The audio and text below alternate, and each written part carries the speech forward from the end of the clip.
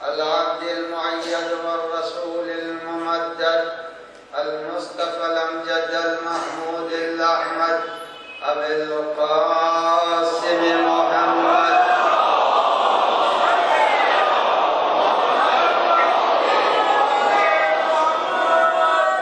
وعلى ابن أمه ووزيره ومطيه وخليفته نور الأنوار حجج الجبار والد الأئمة الأطهار قديم الجنة والنار المولود في البيت ذي الأستار إمام المشارق والمغارب الذي يحبه فرض على الحاضر والغائب غالب كل غالب علي بن أبي طالب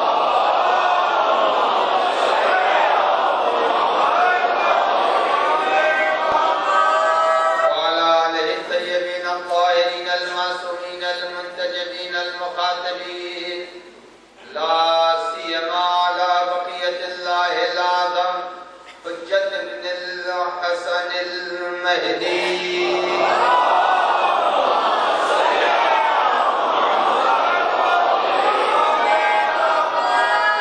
وأرواح العالمين له الفداء واللعنة الدائمة الباقية على أعدائهم أجمعين من يومنا هذا إلى قيام يوم الدين. أما بعد فقد قال الله الحكيم في كتابه الكريم بسم الله الرحمن الرحيم والسماء ذات الحبك إنكم لفي قول مختلف. صلوات بر محمد.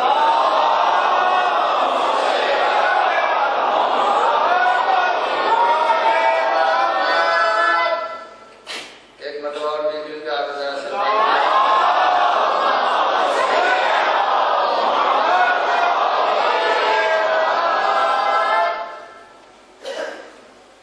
جو حضرات باہر ہیں ان کے لیے ذرا آپ حضرات جگہ فراہم کرتے ہیں اور آگے بڑھتے ہیں. صلوات پر محمد و آلہ.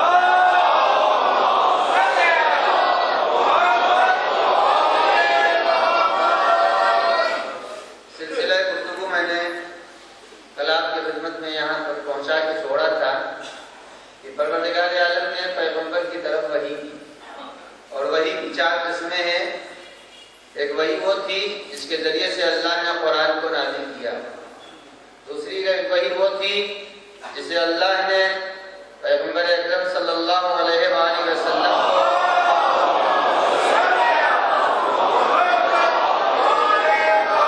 بطور تفسیر بیان کیا جس کو حدیث قدسی کہتے ہیں. اس کے بعد کچھ حبیب اور محبوب کے درمیان کی باتیں تھیں. اسے تو کوئی نہیں بتا سکتا کہ وہ باتیں کیا تھیں مگر جب وہ کبھی موقع آیا تو یا ایھا النبی کا اور جب عوام سے متعلق کوئی بات رہی تو اس کو یا ایھا الرسول کے ذریعے سے پیغمبر تک منتقل فرمایا. عزیزان گرامی بات ہمیں یہاں سے آپ کی خدمت میں پیش کرنا ہے کہ اللہ نے جس قرآن کو پیغمبر اکرم صلی اللہ علیہ وآلہ وسلم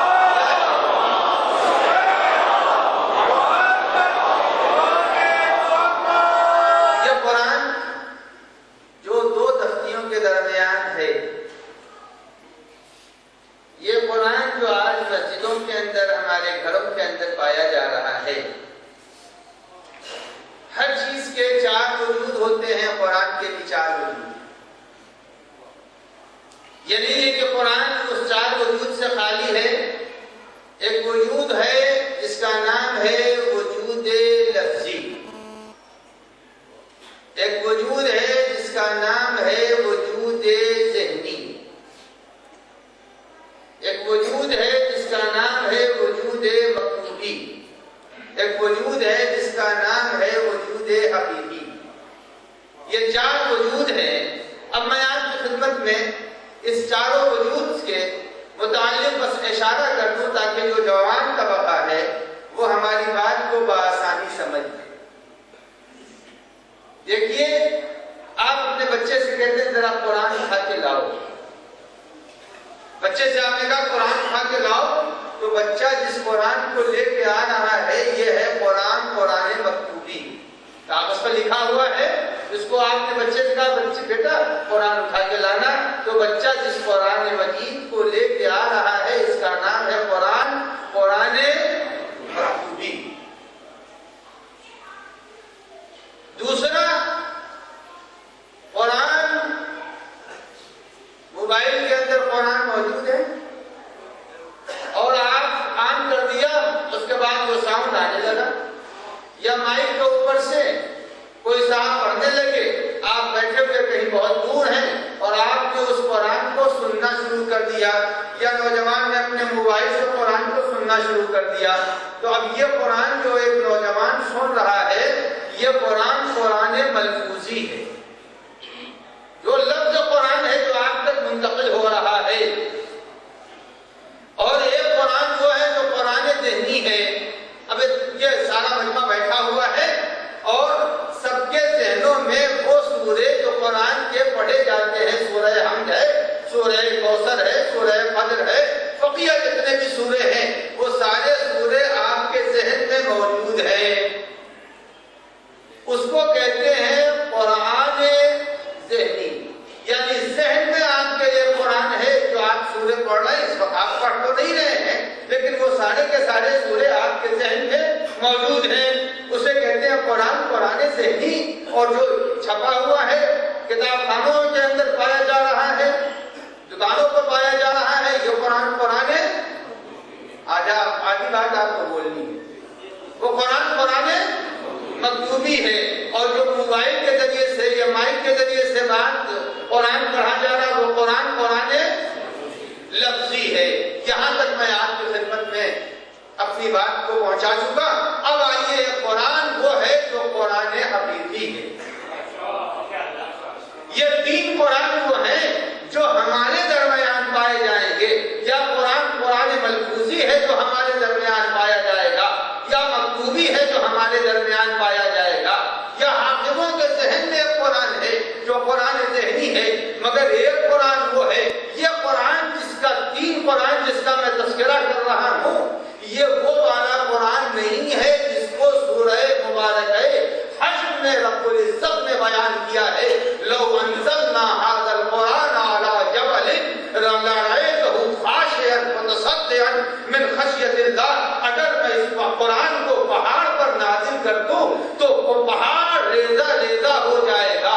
یہ وہ تینوں یہ جو قرآن ہے، اگر یہ قرآن ویسا ہی ہوتا تو نہ جانے کتنے آدمی حافظ قرآن پاگل ہو جاتے، مر جاتے، ہمرج ہو جاتا، مگر آج آپ تک کسی نے دیکھا کہ کسی حافظ قرآن کو قرآن کے حفظ کی وجہ سے ہمرج ہوا ہو؟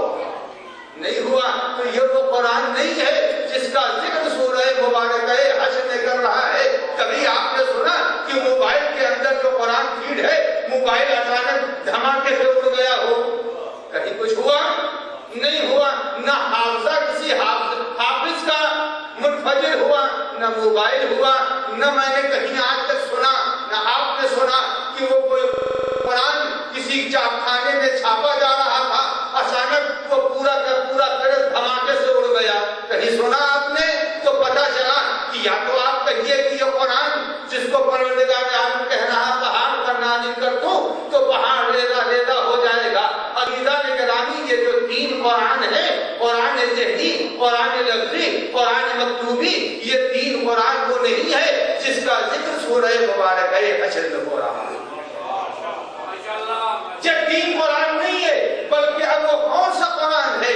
وہ قرآن وہ ہے جس کے لیے قرآن مجید خود ارشاد فرما رہا ہے، لا یمسہ الا المطہرون۔ وہ قرآن وہ ہے جس کو اگر کوئی چھوئے گا تو فقط و فقط پاک و پاکیزہ ذوات چھوئے گا، ورنہ ہندوستان کے اندر بہت سے اداروں کے اندر قرآن پایا جا رہا ہے جس کو ہندو پڑھ رہے ہیں، عیسائی قرآن پڑھ رہے ہیں، مگر یہ وہ قرآن ہے جس کے لیے ارشاد ہو رہا ہے لا یمسہ الا المطہرون۔ یہ وہ قرآن ہے جس کو سوائے پاک و پاکیزہ افراد کے کوئی چھو نہیں سکتا۔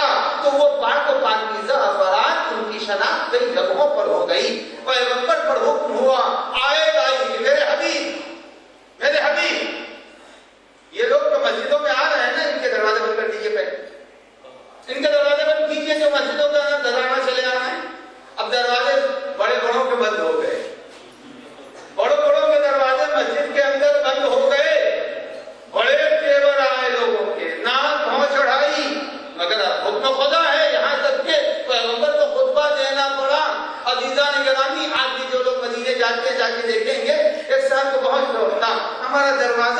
کر دیا گیا، مگر کم سے کم کھڑکی کھولنے کی تو اجازت دے دی جائے، کھڑکی کھولنے کی اجازت دے دی جائے۔ عربی میں کہتے ہیں کھڑکی کو خوفہ، عربی میں خوفہ کہتے ہیں۔ جب آپ قبلہ رخ کھڑے ہوں گے تو قبلہ رخ جب آپ کھڑے ہوں گے تو آپ کے داہنی طرف مسجد کا جو حصہ ہے جس کو بظاہر شاید باب السلام کہتے ہیں، اس باب السلام کے پاس آج بھی لکھا ہوا ہے خوفہ فلاں، یعنی جھانک تاک کے لیے انہوں نے کھڑکی کا مطالبہ کیا، یعنی مزاج جو جوانی کا تھا وہ مسجد تک باقی رہ گیا۔ اب وہ سب کے دروازے بند ہو گئے مگر دروازہ نہیں بند ہوا تو مولائے کائنات علی ابن ابی طالب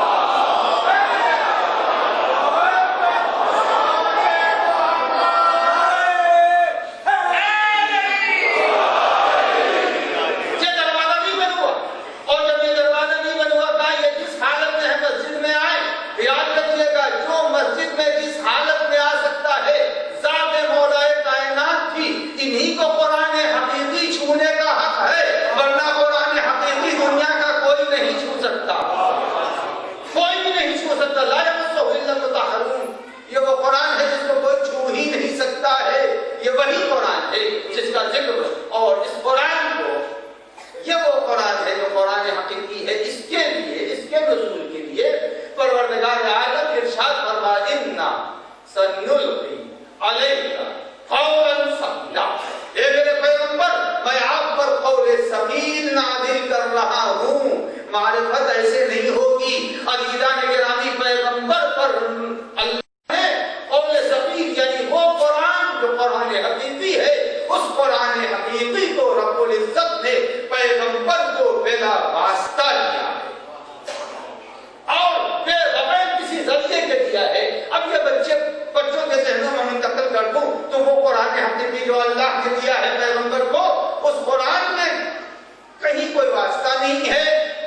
اور وہ قرآن کہاں ہے، کیسے ہے، کل کی مجلس میں اس کی طرف انشاءاللہ اگر زندگی رہی تو اشارہ کروں گا۔ یہ یاد رکھیے اللہ نے وہ قرآن حقیقی پیغمبر کو دیا بغیر کسی واسطے کے، اس کا تعارف کرایا تو لا یمسہ الا المطہرون، اس کے لیے کہا سنلقی علیک قولا ثقیلا۔ یاد رکھیے یہ بڑا اہم ہے، بیان ثقیل ہے، یہ قرآن تو قرآن ہے جو میں آپ کو دے رہا ہوں۔ اس کے بعد اب جبرائیل جس قرآن کو لے کے آئے تھے، اب آئیے مسئلہ جناب جبرائیل پھر لے کے قرآن کون سا آئے تھے؟ جناب جبرائیل جس قرآن کو لے کے آئے تھے وہ قرآن قرآن ملفوظی تھا۔ یہ لفظی قرآن ملفوظی قرآن آئے جیسے بچے نے قرآن موبائل کے اندر ڈال لیا اور اس کے بعد ایک پیش کر دی، سنا دیا، بس اسی طرح سے جناب جبرائیل علیہ السلام قرآن ملفوظی کو لے کے پیغمبر پر آ رہے تھے۔ قرآن حقیقی پیغمبر کو براہ راست پروردگار عالم نے دیا۔ اب ایک مسئلہ یہ ہے کہ ہمارا نبی قرآن کا عالم، تیسری یا چوتھی تقریر میں نے کہا تھا کہ قرآن کا عالم پیغمبر اپنے اعلان سے پہلے تھا، عالم قرآن کا پیغمبر۔ اور آپ یہ کہیں گے کہ وہ کیسے؟ تو ایک آیت میں نے اس دن سنا دی تھی کہ اللہ نے پیغمبر کو بعثت سے پہلے قرآن دے دیا تھا، اور میں نے شاہد میں ثبوت بھی پیش کیا تھا۔ اگر پیغمبر جانتے نہ ہوتے تو مولائے کائنات کے کہنے پر کہہ دیتے کہ میں نہیں جانتا۔ اب آئیے جناب عیسیٰ علیہ السلام جب آئے ہیں تو آنے کے بعد جناب وحد نے پوچھا رسول اللہ سے، یا رسول اللہ یہ بتائیے کہ آپ کو اللہ نے قرآن کریم بعثت کے بعد دیا ہے یا پہلے؟ سنیے گا، مفہوم حدیث میں سنا رہا ہوں، پیغمبر اکرم کے بیان کے خلاصے کو آپ کے حوالے کر دوں۔ پیغمبر اکرم نے فرمایا کہ جب عیسیٰ تشریف لائے جیسے انہوں نے اپنی نبوت کا اعلان کیا، میں بھی اپنی نبوت کا گہوارے میں اعلان کر سکتا تھا، یہ نبی نے فرمایا۔ اس کے بعد حضرت انی عبداللہ، ہمیں اللہ نے بندہ بنایا ہے، آتانی الکتاب وجعلنی نبیہ۔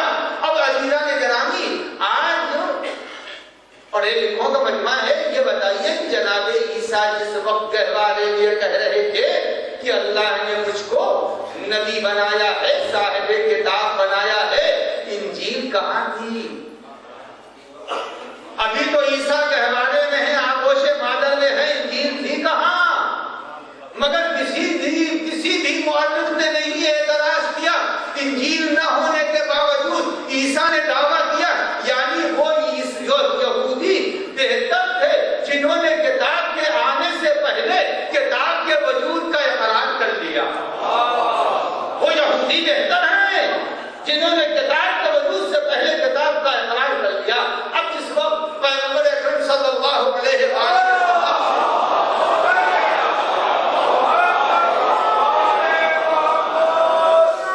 بچے بھی سلوات بھیجتے ہیں،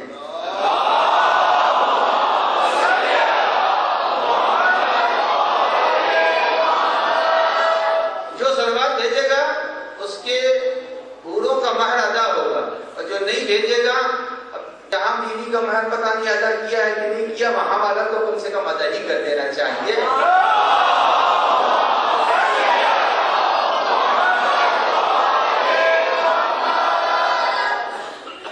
تو اللہ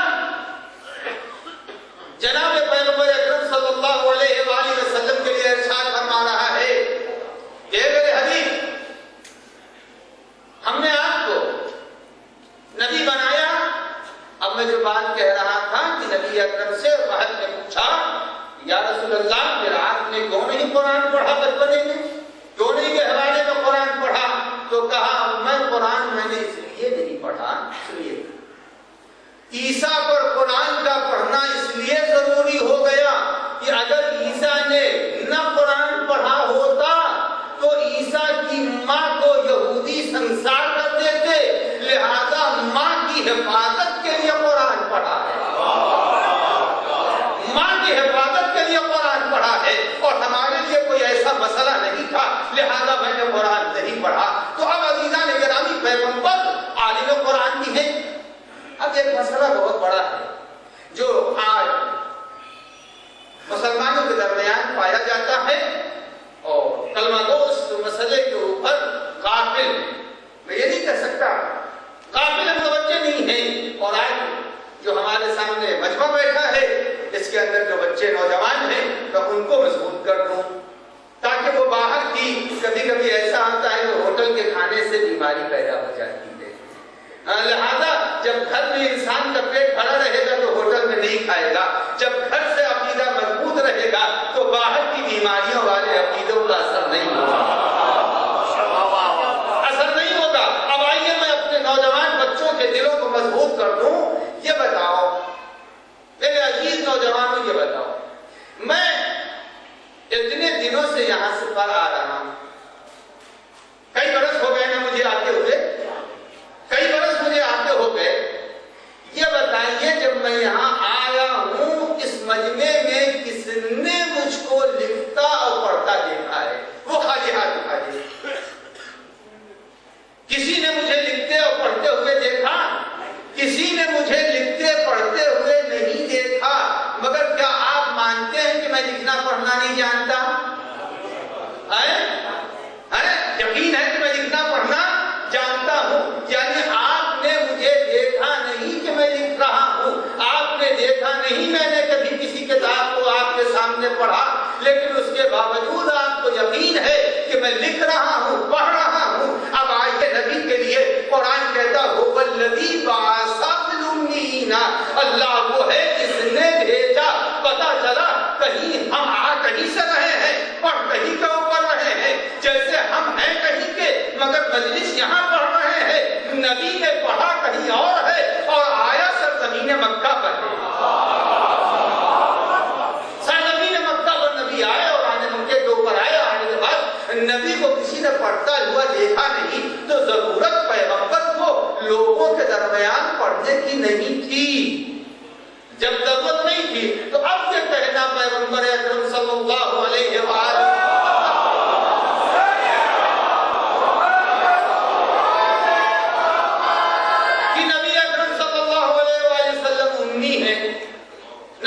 امی ہے.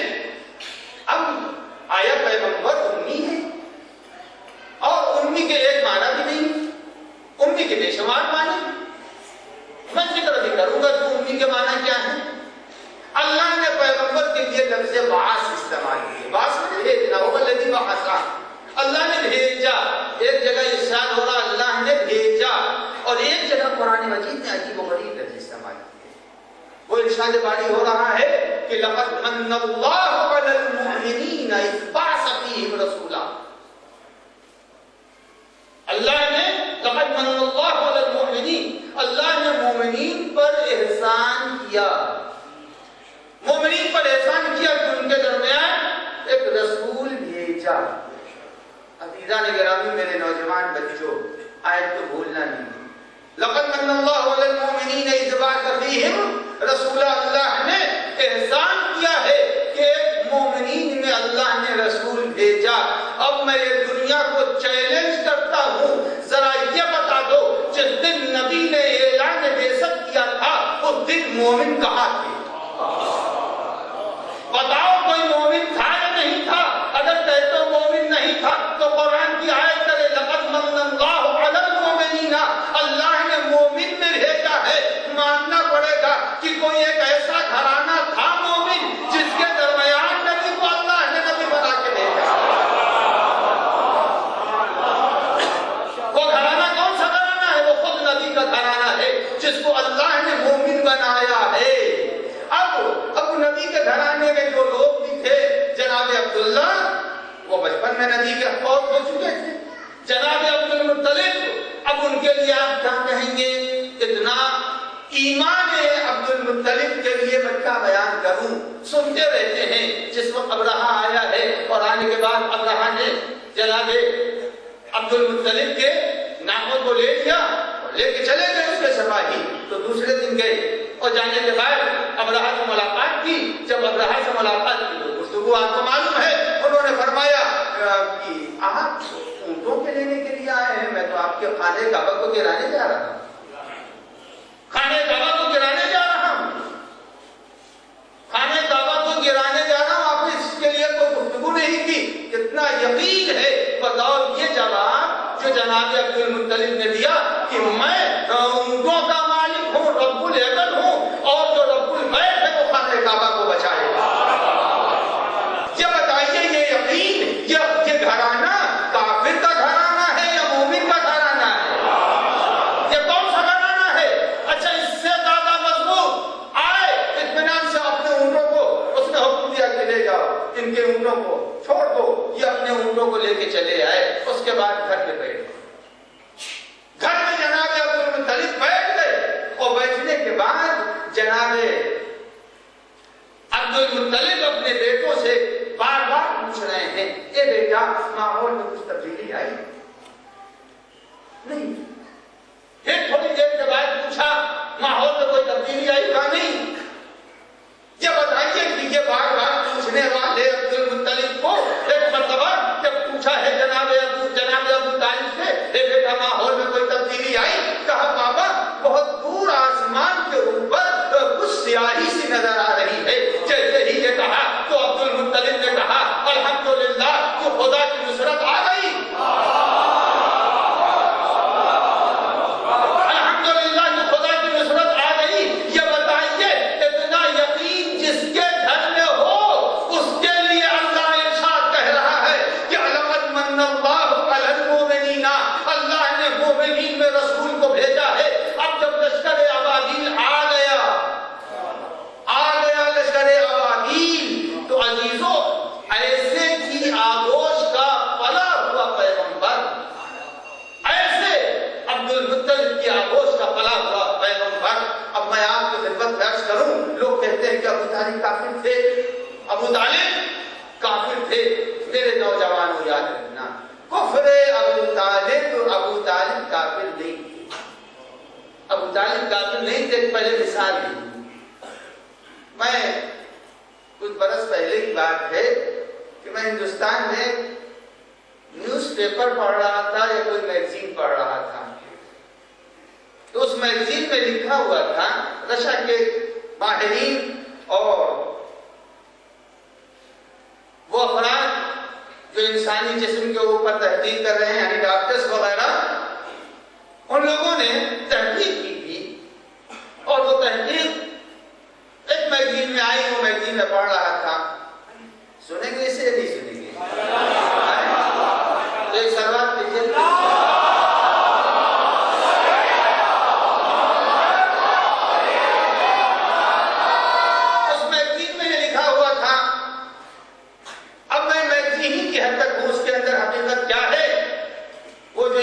ڈاکٹر حضرات بیٹھے ہوں گے وہ اسے بتائیں گے. اس کے اندر لکھا تھا کہ ایڈز کی بیماری صرف ان لوگوں کو ہوتی ہے جو اپنی تسکین جنسی کو مردوں سے پورا کرتے ہیں. یہ اس کے اندر لکھا ہوا تھا، صحیح ہے غلط ہے اس سے ہمیں کوئی سروکار نہیں ہے. اس میگزین کے اندر یہ ہے کہ اس سے بہت سے لوگ پکڑے گئے. اچھا ان میں یہ بیماری بھی ہے، وہی ان میں یہ بیماری یہ وہی ہے. اب یہ تو بڑی رسوائی کی بات ہو گئی کہ پکڑے جا رہے ہیں کہ یہ اس بیماری میں مبتلا ہے. لہذا ماہرین نے کہا اس جراثیم کو فرٹیلائزر کے اندر، کھاد کے اندر ڈال دو تاکہ وہ عام ہو جائے بیماری. اب اگر کسی کا جسم قوی ہوگا تو بیماری سے بچ جائے گا، اگر قوی نہیں ہوگا تو وہ بیماری آ جائے گی. اب اس کے معنی ہے کہ بیماری کو عام کر دیا گیا. جب بیماری عام ہو گئی تو جو برے تھے وہ بھی بچ گئے، جو اچھے تھے ان کے لیے بیماری آ گئی. تو اب عام سی بات ہو گئی کہ بھائی یہ تو سبھی کو ہوتا ہے، اچھے کو بھی ہے برے کو بھی ہے. اب برا اچھوں کے سائے میں بچ گیا.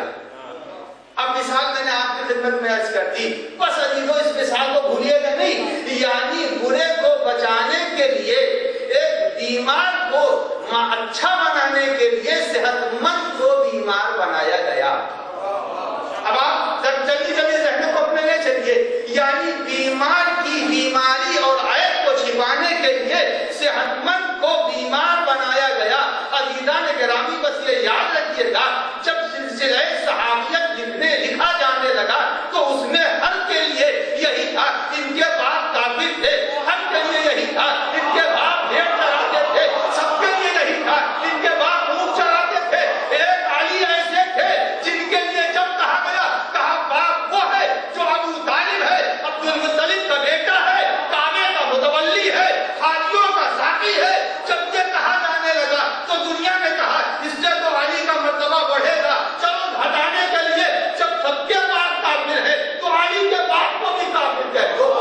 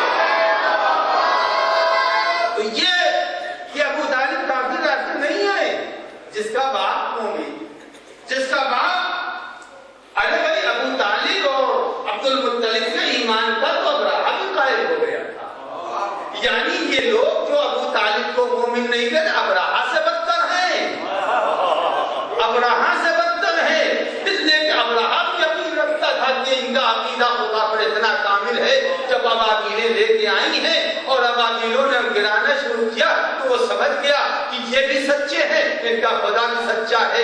جو ابراہا مان لے صاحب ایمان اور ابراہا مانے ابو طالب اور عبد المطلب کو صاحب ایمان، نہ مانے تو کلمہ پڑھنے والے نہ مانے. یہ حیرت کا مقام ہے. کیوں نہیں مانتی؟ اس کی وجہ یہی ہے کہ کردار ابو طالب، بتائیے متولی کعبہ ہو، سقایت الحاج حاجیوں کا ساتھی ہو اور اسے نہیں مانتے. تو نہیں مانتے. بس وجہ یہی ہے کہ اگر ان کو مان لیں گے تو ہضم نہیں ہوا. علی کی فضیلت ہضم نہیں ہو رہی ہے. اب آئیے عزیزو قرآن کیا کہتا ہے. آیا قرآن کی نظر میں ابو طالب کافر ہے مومن؟ قرآن کی نظر میں. اب آئیے میں آپ کی خدمت میں عرض کروں کہ جناب موسیٰ اور ان کے مربی، ان کا مربی کون تھا؟ فرعون.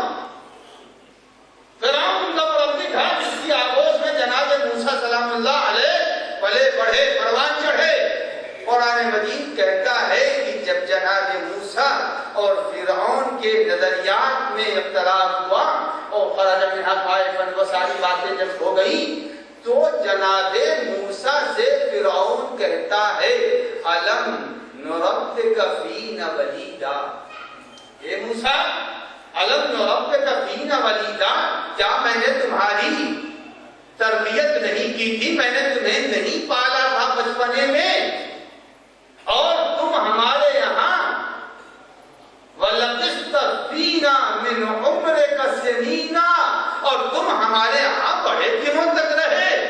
تو اب قرآن مجید کہتا ہے کہ موسیٰ کے مربی ہیں فرعون، موسیٰ کے مربی کا نام ہے فرعون۔ فرعون کہتا ہے کہ تم نے یہ سب کر لیا، تم ہمارے مخالف ہو گئے، فالتا فالتا کلتی فالتا۔ اس کے بعد آخر میں قرآن کہہ رہا ہے کہ موسیٰ سے مخاطب ہو کے فرعون نے کہا وَأَنْتَ مِنَ الْكَافِرِينَ، وَأَنْتَ مِنَ الْكَافِرِينَ، اے موسیٰ تم نے ہماری تربیت کا انکار کر دیا اور ہماری تربیت کو تم نے قبول نہیں کیا، تم ہماری گود میں پل کر کے ہمارے عقیدے سے الگ ہو گئے، انت من الکافرین، تم کافر ہو۔ اب عزیزو ذرا سا آپ میرا ساتھ دے دیں ایک سلوات کے بعد میں آپ کو بات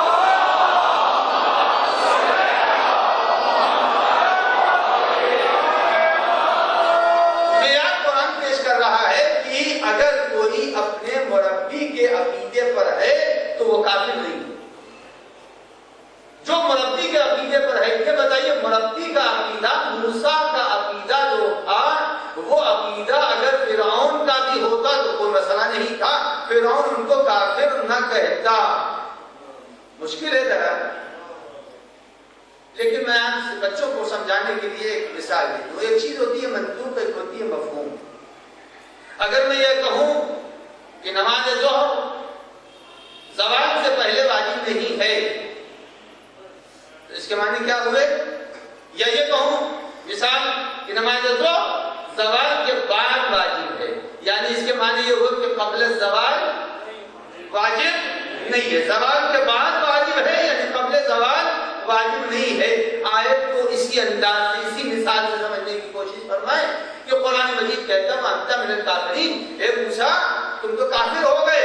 یعنی اگر عقیدہ مربی اور جس کی تربیت کی جا رہی ہے دونوں کے عقیدے کے درمیان فرق ہوگا تو معیار کفر وہاں پیدا ہوتا ہے جب مربی اور تربیت والے کے درمیان فرق پیدا ہو عقیدے کے درمیان۔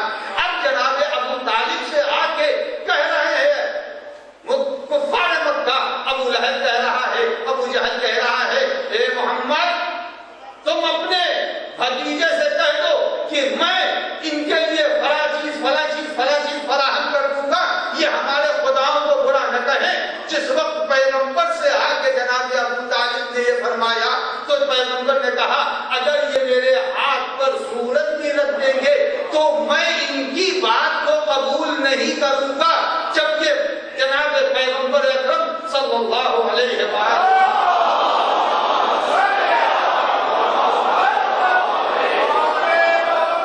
سے یہ سن لیا۔ جب یہ سن لیا جناب ابو طالب نے، اب ابو طالب آ کے کہتے ہیں کہ میرا بیٹا کہتا ہے کہ میں تمہاری کوئی بھی تجویز کو قبول نہیں کروں گا۔ پھر پلٹ کے پیغمبر کے پاس آئے اور آنے کے بعد کہتے ہیں اے بیٹا تم جیسے چاہو اپنے دین کی تبلیغ کرو، میں تمہارا سپورٹر ہوں، میں تمہارا ناصر ہوں۔ پتہ چلا جو عقیدہ ابو طالب تھا وہی عقیدہ پیغمبر اکرم ہے۔ اگر دونوں کے عقیدے میں فرق ہوتا تو ابو طالب کافر ہوتے۔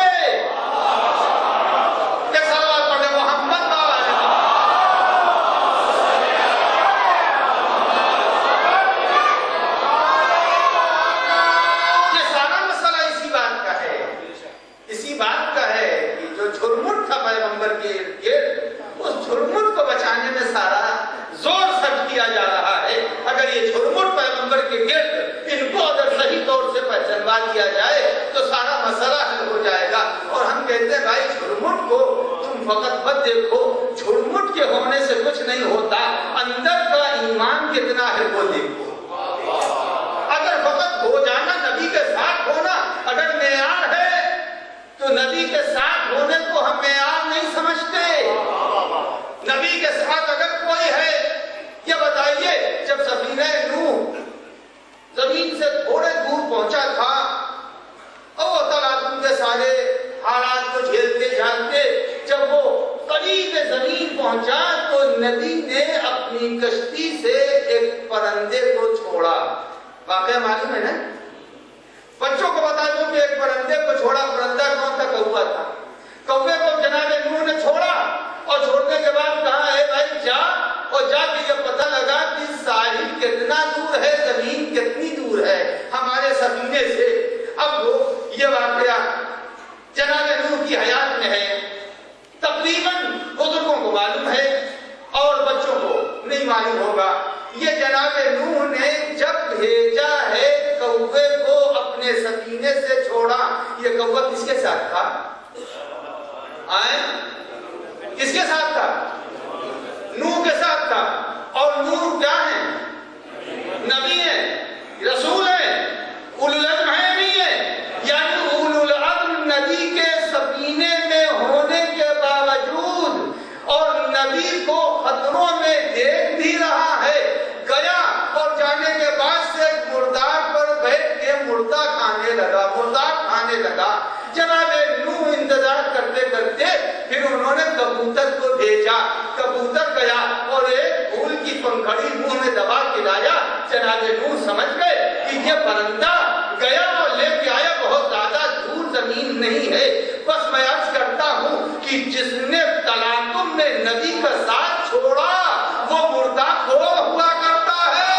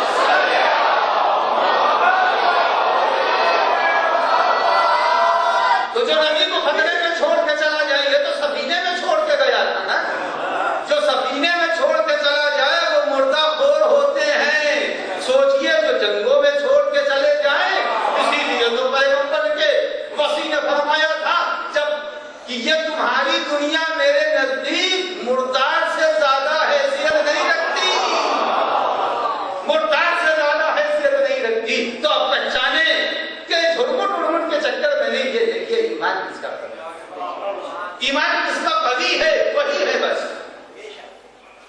تو اللہ نے پیغمبر اکرم صلی اللہ علیہ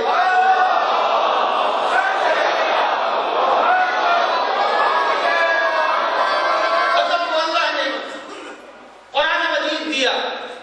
اور قرآن مجید جب دیا تو لفظ امی جو آج سمجھا جا رہا ہے کہ یہ امی کے معنی ہوتے ہیں ان پڑھ کے. امی کے معنی ان پڑھ کے. میرے نوجوانوں بس اس بات کو یاد رکھیے، قرآن مجید نے ایک لفظ بڑی معنی بڑے کئی معنی میں استعمال ہوتے ہیں. اور مگر میں آج آپ کو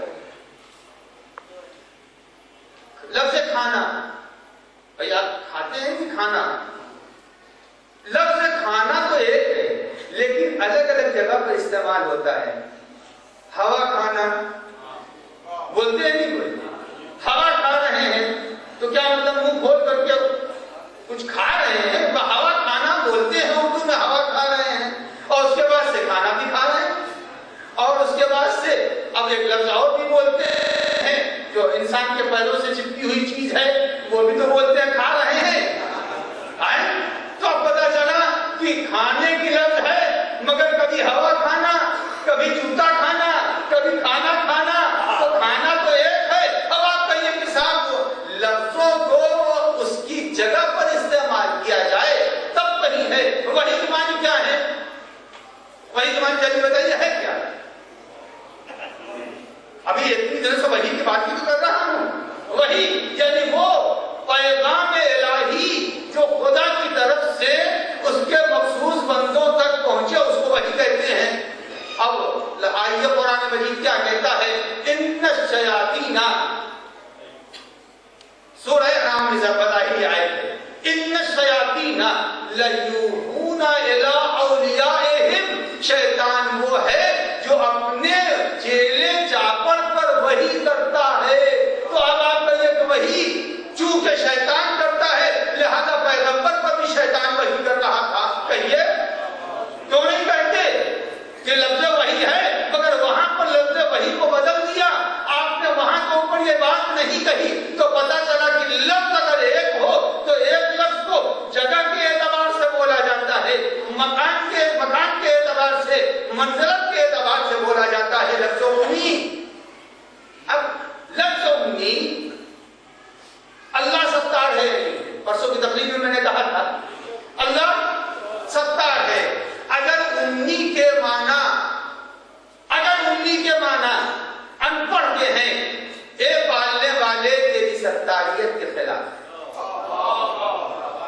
اے پالنے والے اگر امی کے معنی ان پڑھ ہیں تو پیغمبر کو امی کہنا تیری ستاریت کے خلاف ہے، اس لیے کہ ان پڑھ ہونا یہ حسن نہیں عیب ہے، اور جب عیب ہے تو رب العزت کسی کے عیب کو آشکار نہیں کرتا، اس لیے کہ اس نے اپنے ناموں میں رکھا ستار العیوب، عیب کو چھپانے والا۔ تو نبی امی کے معنی نبی کے لیے ان پڑھ نہیں ہے۔ اب میں آپ کی خدمت میں عرض کروں، قرآن مجید پیغمبر کا جب ذکر کرتا ہے تو یہ لقب امی زمین پر پیغمبر کو نہیں ملا تھا، یہ لقب پیغمبر کو عالم نور میں رب العزت نے دیا تھا، اور اس لقب سے پروردگار عالم نے موسیٰ کو بھی باخبر کیا تھا، عیسیٰ علیہ السلام کو بھی خبر کیا تھا، توریت میں بھی لفظ امی ہے، انجیل میں بھی لفظ امی ہے۔ ایک آپ صلوات پڑھنے تو میں قرآن کی آیت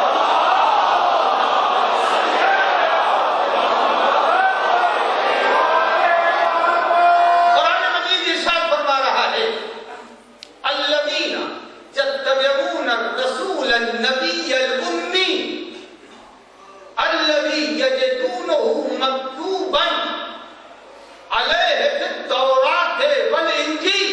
قرآن مجید کہہ رہا ہے لفظ امی کے لیے کہ اے میرے نبی، جن لوگوں نے نبی کی اتباع و پیروی کی، الذین یتبعون الرسول النبی الامی، رسول کا یہ بات مکمل ہو گئی مگر رسول کہا، پھر نبی کہا، پھر امی کہا۔ جیسے رسول لقب ہے، جیسے نبی لقب ہے، ویسے ہی امی بھی لقب ہے، امی بھی لقب ہے۔ اب یہ نہیں کہہ سکتے، اور اس کے بعد قرآن کہتا ہے کہ یہ وہ لفظ ہے کہ جو توریت میں موسیٰ کو بتایا گیا تھا، انجیل میں عیسیٰ کو بتایا گیا تھا۔ تو اگر ایک عیب ہوتا تو پروردگار عالم عیب کا ذکر نہ موسیٰ سے کرتا، نہ عیسیٰ سے کرتا، نہ عالم نور میں پیغمبر کا لقب امی رکھتا۔ ایک صلوات پڑھ دے محمد۔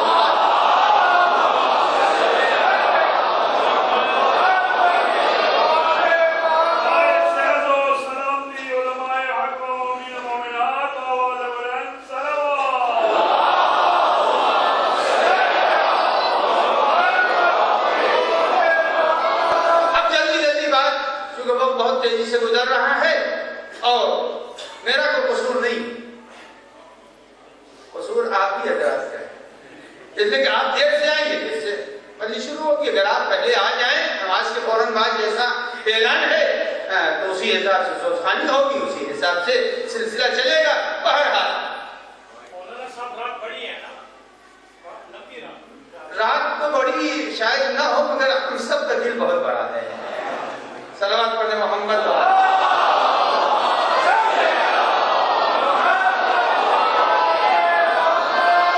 اب قرآن مجید کے پیغمبر کے امی ہونے کا تذکرہ توریت میں بھی کیا ہے، انجیل میں بھی کیا ہے، اور یہ توریت اور انجیل کے اندر ذکر ہے پیغمبر کا تو لفظ امی کے ساتھ ہے۔ اب جب امی کے ساتھ قرآن مجید نے ذکر کیا تو اب پیغمبر کو امی کے معنی کیا ہے یاد رکھیے گا۔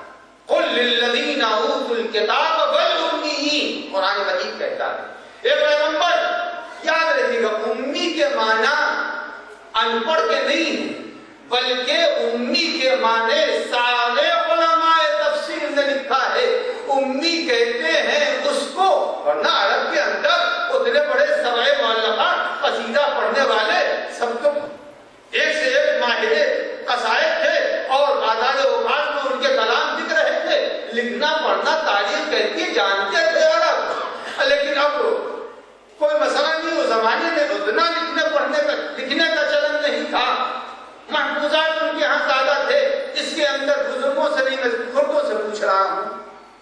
کتنے نوجوان ہیں یہ 20 برس کے اندر انہوں نے کتنے خط لکھے درد ہی بتا دیں خالی، لیکن ان کو ضرورت ہی نہیں پڑتی، انہوں نے فوراً جب کسی سے بات کرنی ہوئی پٹ موبائل پہ بات کر لی، تو ان کو خط لکھنے کی ضرورت نہیں پڑی۔ مگر یہ بزرگ جتنے ہیں نہ جانے کتنے پوسٹ کارڈ انہوں نے دنیا میں بھیجے ہوں گے، اس لیے کہ جس زمانے کا جو چلن ہوتا ہے زمانہ اس پر عمل کرتا ہے۔ تو کل کے زمانے میں محفوظات کی دنیا کی حافظہ قوی تھے، لہذا لوگ اپنی اپنی باتوں کو سب مولفہ قصائد باتیں تاریخ مردم شماری انسان شماری نفس شماری سب کے اوپر غلبہ قدرت رکھتے تھے۔ تو اب قرآن مجید نے قل للذین اوتوا الکتاب والامین، اے پیغمبر جن لوگوں کو کتاب دی گئی اور جو لوگ امی ہیں، اب امی کی جب تفسیر معصوم سے پوچھی گئی کہ مولا یہ بتائیے امی سے مراد کیا ہے، تو معصوم نے فرمایا کہ اللہ نے ابراہیم کی کو 2 بیٹے دیے تھے، 2 بیٹے دیے تھے۔ 5 منٹ اور پڑھوں گا اس کے بعد مسائل پڑھوں گا۔ ایک سلام پڑھ دیں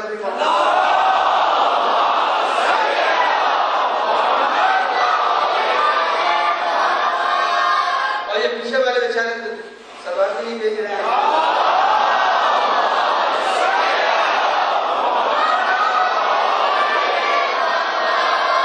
تو فرمایا معصوم نے فرمایا کہ اللہ نے ابراہیم کو 2 بیٹے دیے، ایک کا نام اسماعیل اور دوسرے کا نام اسحاق۔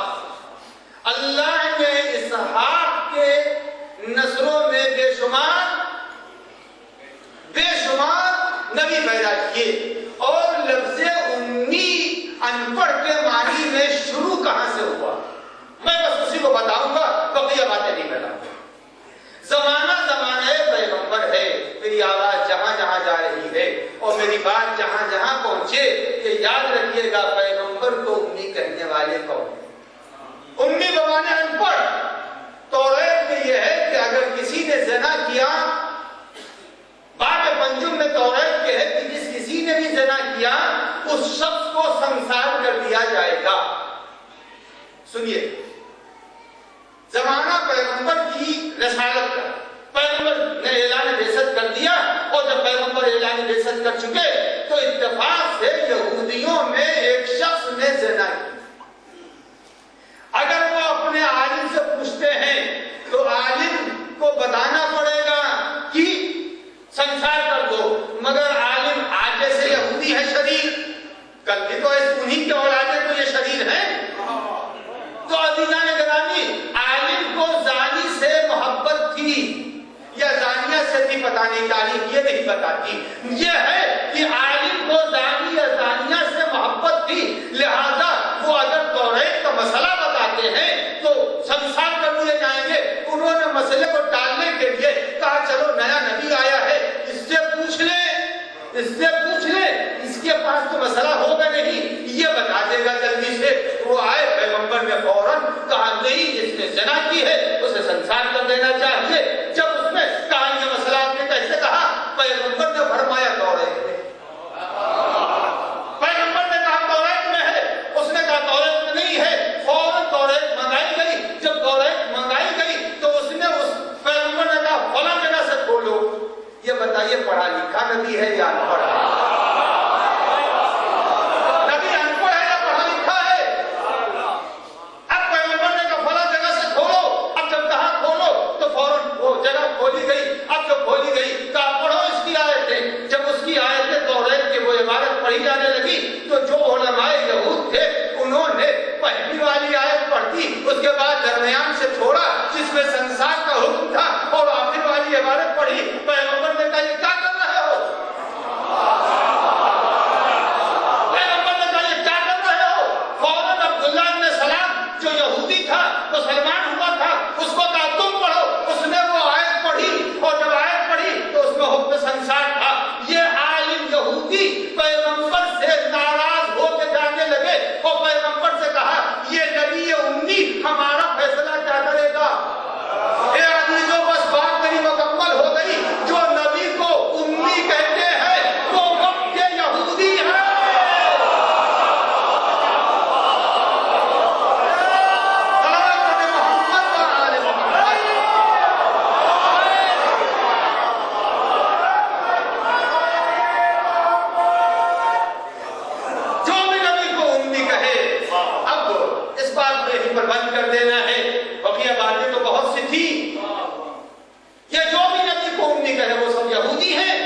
کے بعد یاد رکھیے گا جو اس نظریے کو چلائے گا وہ بھی وقت کا یہودی ہے۔ اور اللہ نے امام نے فرمایا 2 نسلیں بھی تھی، ایک اسحاق کے ذریعے سے چلی اور ایک اسماعیل کے ذریعے سے، چونکہ اسماعیل کی نسل میں اللہ نے کوئی نبی صاحب کتاب نہیں بھیجا، اور بھیجا تو نبی اکرم صلی اللہ علیہ وآلہ وسلم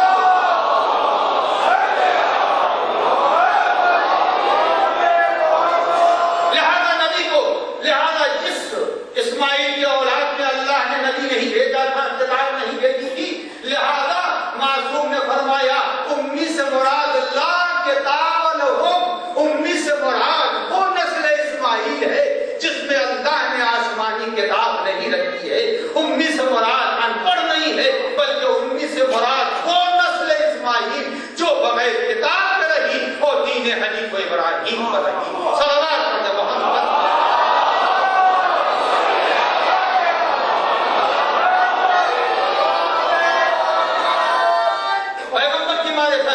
ایسے نہیں ہو سکتی، یہود کی بات دے رہے ہیں، نصارہ کی بات دے رہے ہیں، قرآن کی بات دے رہے ہیں، تب حقیقت معرفت پیغمبر۔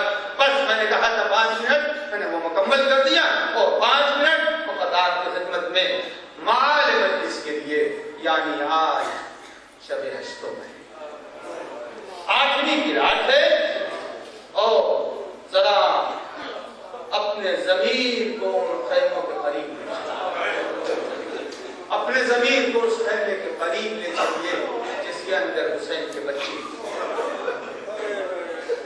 جس کے اندر حسین کے بچے ہیں، اور رہ رہ کے آواز العطش بلند۔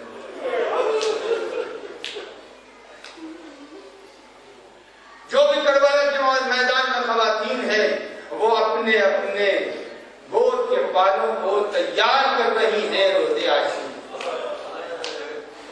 روزے عاشور کے لیے تیار کر رہی ہے۔ روزے عاشور آیا تو عاشور کے دن سب جا رہے تھے اپنے کو حسین پر قربان کرنے کے لیے۔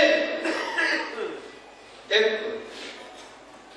نوخیز نوجوان جو ابھی جوان بھی نہیں، جو بھرپور ابھی جوان بھی نہیں ہوا ہے، وہ آیا اور بارگاہ امامت میں دست ادب جوڑ کے کہا کہ چچا جان میں بھی مرنے کے لیے اجازت اے چچا میں مرنے کے لیے اجازت دینے آیا ہوں۔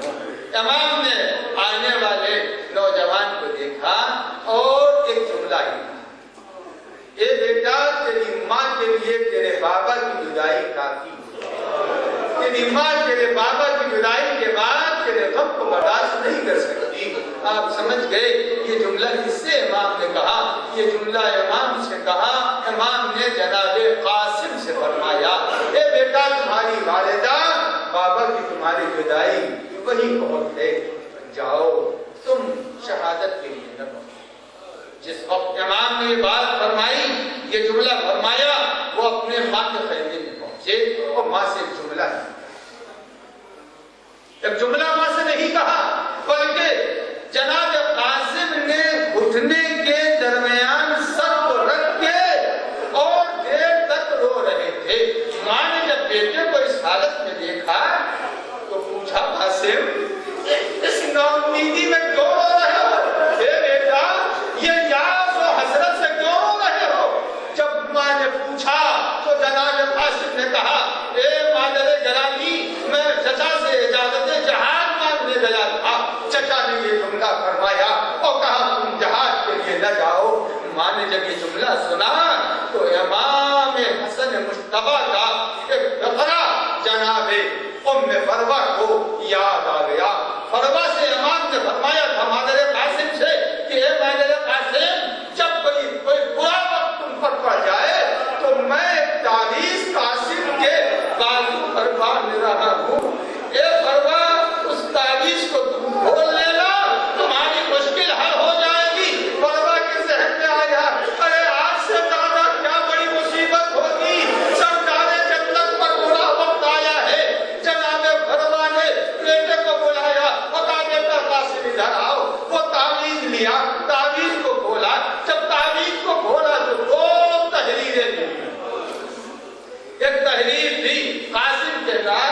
اور ایک تحریر کی سرکار سید الشہداء کے نام قاسم کو ان کے خط میں لکھا تھا، اے بیٹا جب میرا پاس آیا حسین اور ایک کربلا نے گھر جائے، اے بیٹا میرے پاس آئے حسین کی نصرت سے دریافت نہ کرنا۔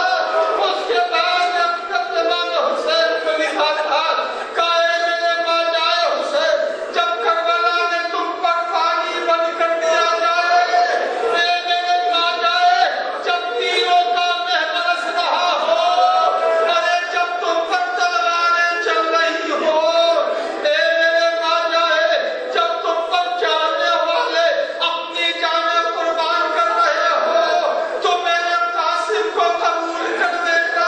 ارے جب یہ تحریر دے کے امام حسین کی خدمت میں قاسم پہنچے، ارے امام نے 11 برس کے بعد بھائی کی تحریر کو دیکھا تھا، امام نے جیسے ہی تحریر کو دیکھا چوما ہے، چومنے کے بعد جب پڑھا ہے امام نے، ارے قاسم کے گلے میں باہر ڈالی اور ڈال کے امام انتظار ہوئے، ارے زمین کربلا پر گر گئے۔ زینب آگے بڑھی، ارے زینب نے بھتیجے کو جدا کیا، قاسم میدان کربلا میں گئے، جنگ آخری کر دی، ارے زمین پر گرے، حسین کو پکارا، اے چچا مدد کو آئیے، ارے فاطمہ کے لال نے ایک حملہ کیا، ارے ادھر کے گھوڑے ادھر کے گھوڑے، لاش قاسم۔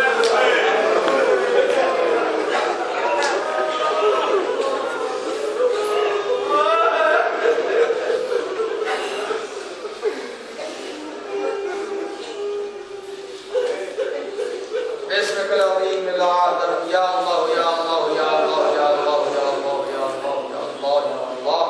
الہی واسطہ ہے کہ تجھے حسین کے اس عظیم قربانی کا قلب امام جوڑا کے مشہور فرما۔ الہی ظہور امام میں تعجیل فرما۔ پالنے والے جو بیمار جہاں کہیں ہوں، اس وقت میں جتنے بیمار ہوں سب کو لباس صحت و عافیت صدقے میں امام زین العابدین کی عنایت فرما۔ الہی تمہیں روزگار برسر کار فرما، برسر کار روزیوں میں اضافہ فرما۔